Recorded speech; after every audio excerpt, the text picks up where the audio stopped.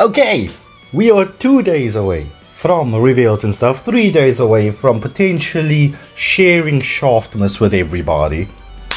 Legends, you better cook. You better cook. I'm gonna be honest with you. Okay, so let's talk real quick about the Legends Fest as a whole, where we've gone, where we could still be going towards. Is it a dub? Is it an owl? Most people say it's owls. There's a few people that says it's dubs. But yeah, let's just talk through this, right? So ignore the account that I'm on. This is the account I'm grinding for the Christmas summon. Feel free to come pop by if you're not doing anything. On Christmas Day, I will be streaming some nice, hopefully 40 to 50 KCC summons. We're gonna chill out. We're gonna spread some Christmas joy, you know. So yeah. So ignore this, alright? Alright, so let's go to Legends Limited real quick. This is the... Okay, sure. So we had 4 new LFs into the game, and I'm not even going to include all the 1% sparkings, because if I had to go according to them, Mai was a dub, Salza was a dub, because that's a completely new unit we haven't gotten in the game. Then we got Vidal, and then Tamagami, which was a big dub, right? In my opinion, I can't wait for the other 2 to drop so I can run the 3 of them together. That's just me being honest, alright? Now, we had this Mr. Vegito. Now, Vegito is normally a headliner, yes. People are now saying he's too OP again, which is always the case apparently for every single person. You get excited initially for it, and then you complain afterwards because, oh, he's too dominant, or he's freaking comboing potential, he's too stupid. Yes, it is too stupid. And hopefully there will be a disruption unit coming soon. Potentially. You never know. But yeah, Goku Black was the complete opposite. Still, but hype though. But a little bit underwhelming. I still find Goku Black very fun to use. So, but that's just my opinion. Then we move to the Daimaku, who I think is probably the best LF of this festival in terms of balanced, of being balanced rather, I should say.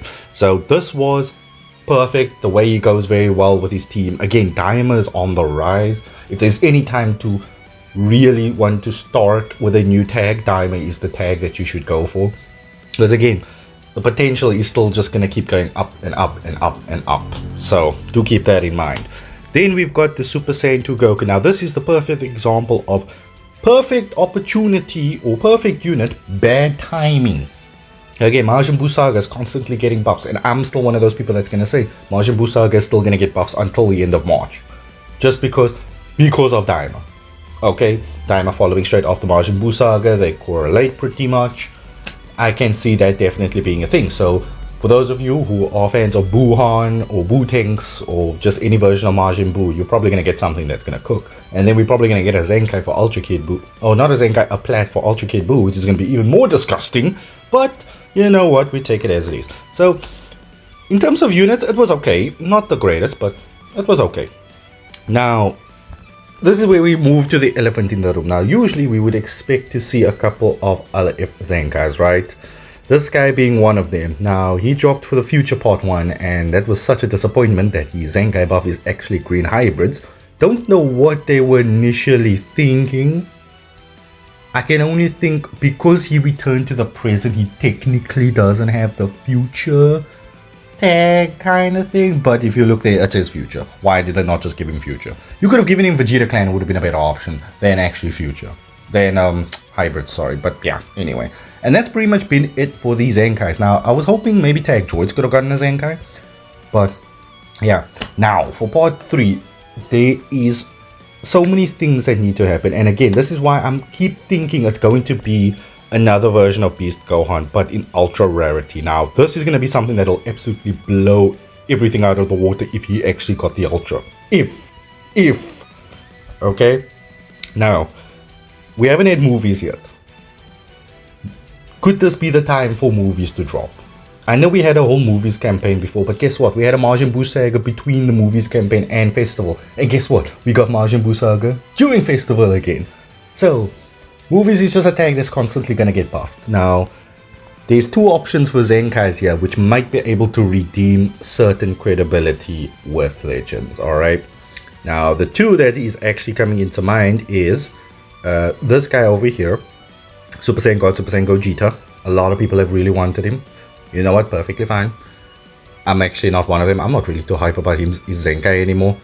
The other option would be them, because they fall from the same movie's banner.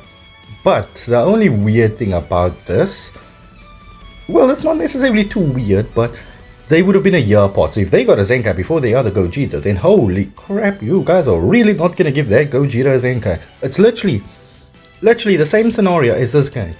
We waited so long for his Zenkai, and then it was such a disappointment. They can't do the same mistake with Gogeta. They really can't. You know what? I can even go ahead and say this guy also.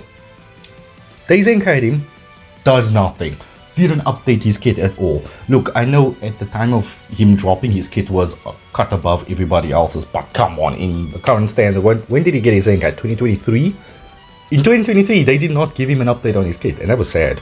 That was actually sad. So, yeah, that's pretty much, if I had to rate this Legends Festival, I'm gonna say it was, so far it's like a 6, you know what, no, 5.5 out of 10, that's kind of where I'm leaning towards.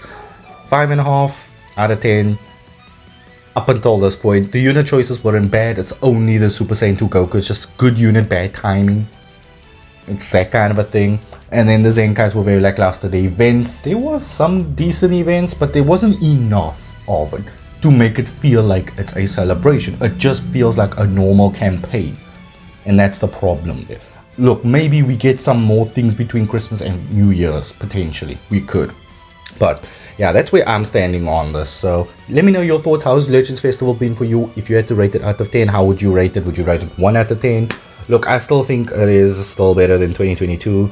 A lot of people have said 2022 is a little bit better than this one. I still don't believe that. 2022 had literally no events. Like, it didn't really have much to go with it. You thought this had little events, that had less. So, but yeah. Anyway, that's my thoughts. Let me know down below in the comments what you guys think. Don't forget to drop a like on the video. If you're new here, feel free to subscribe. I will be going live later today, so feel free to come pop by. We will be grinding this account all the way up to 40k CC for our Christmas summons. And you know what? We're also going to be playing some other games as well along the way for chat to interact with. So yeah, I'll catch you all on the flip side. Enjoy the rest of your day and see